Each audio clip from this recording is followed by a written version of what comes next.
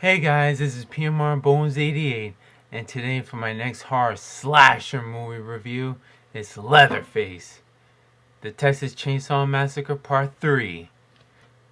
This time, this third film is actually, they brought it back down to the tone of horrifying and darker and much more scary. And Leatherface also has now a new group of family who are even more psychotic. This film is actually, they finally made it much more scarier than they did to the last one, which was the Texas Chainsaw Massacre Part 2.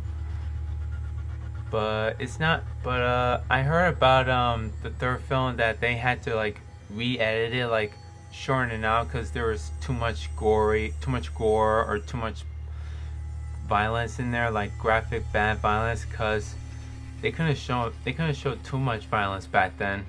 Back then there was less violent because this film was about to be rated X instead of rated R.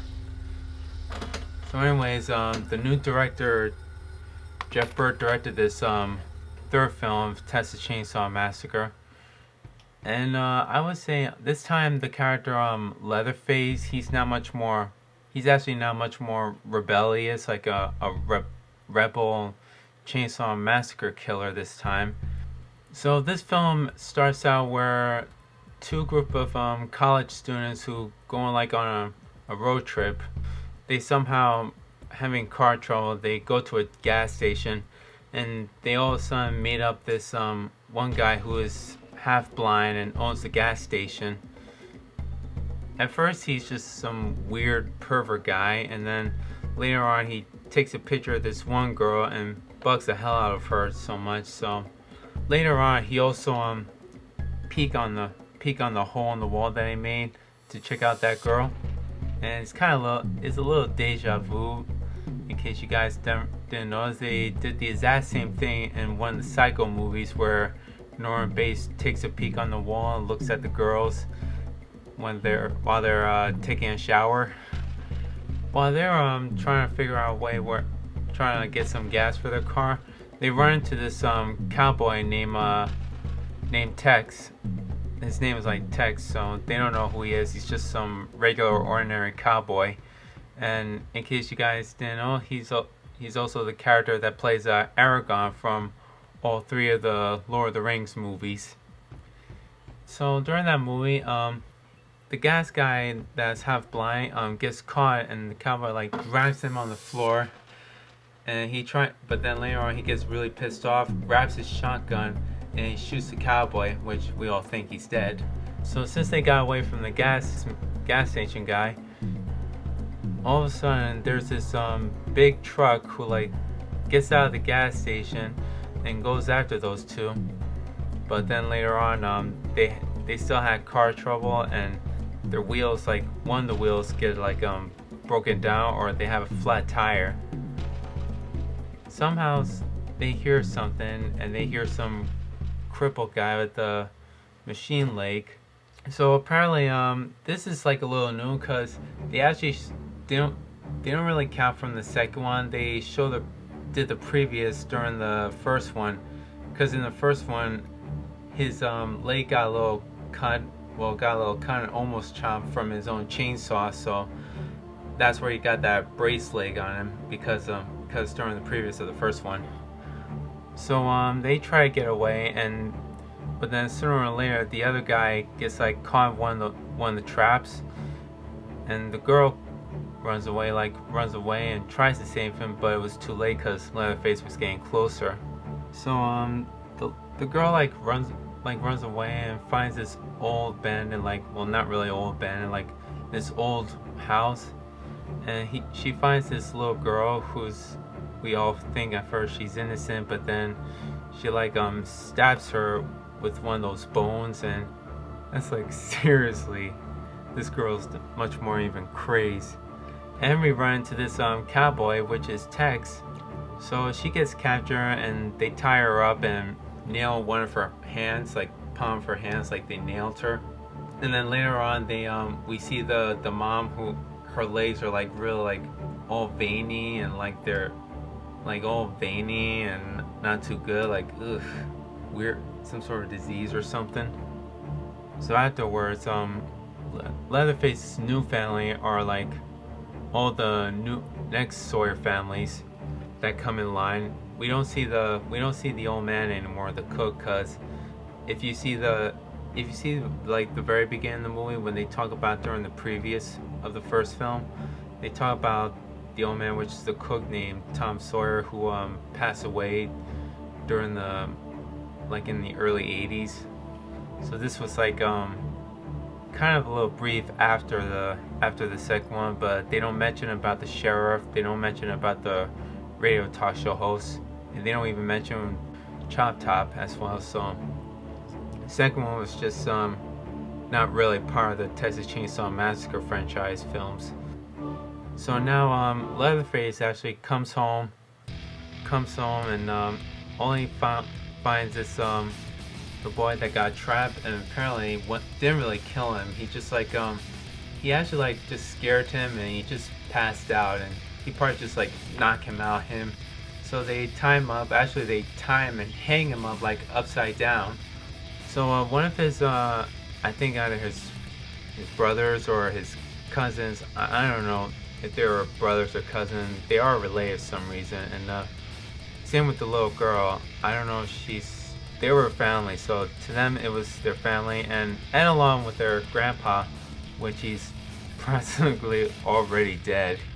So now Leatherface has now a brand new chainsaw, and the words that says the saw is family.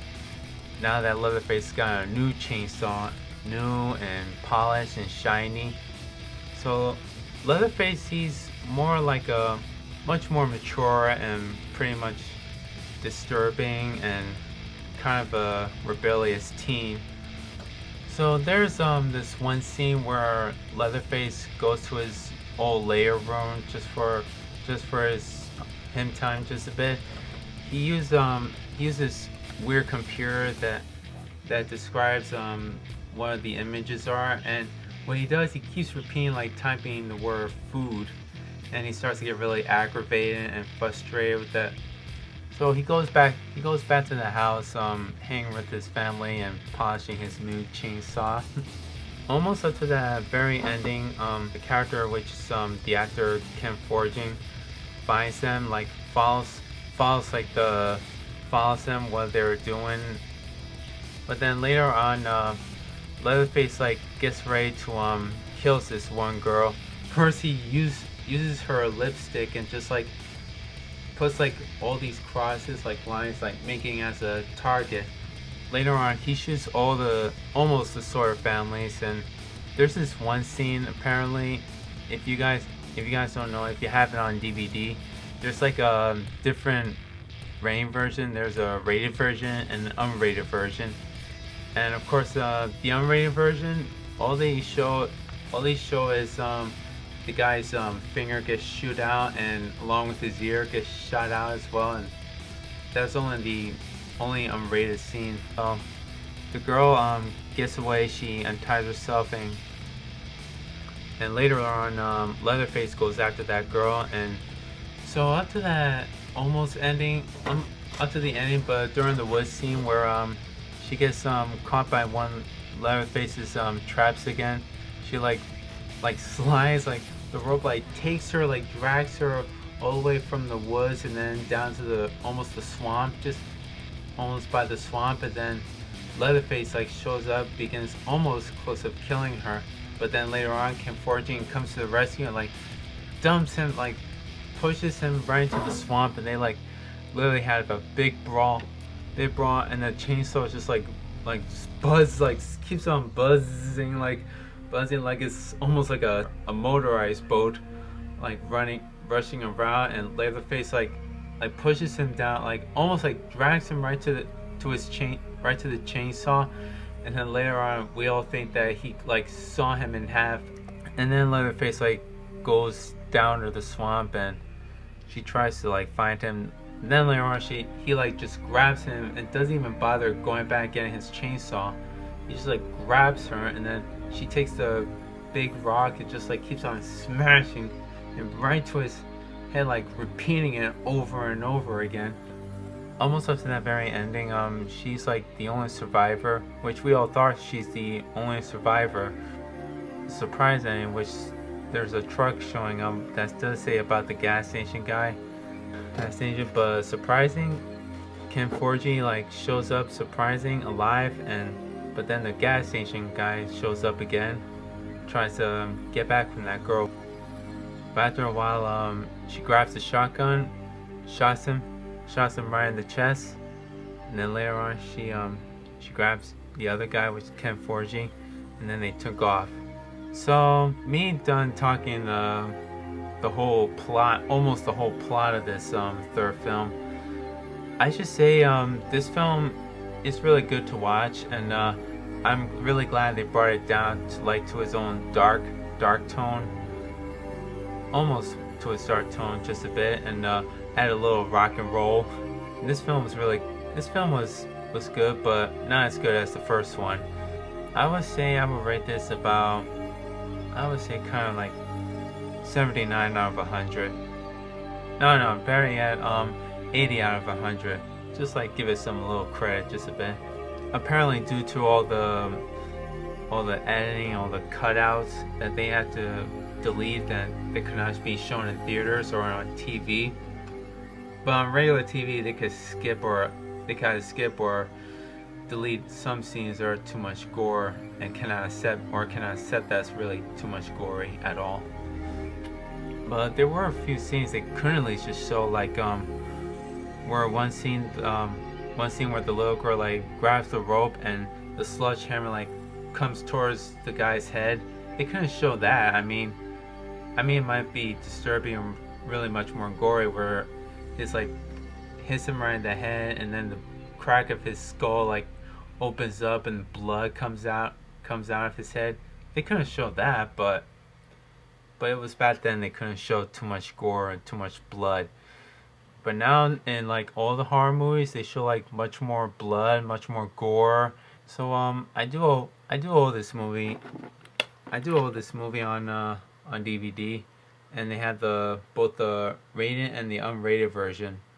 The unrated version doesn't show too much, and like I said, the only one scene that's like unrated or could be seen is where the guy's finger gets shot out, and including his ear too.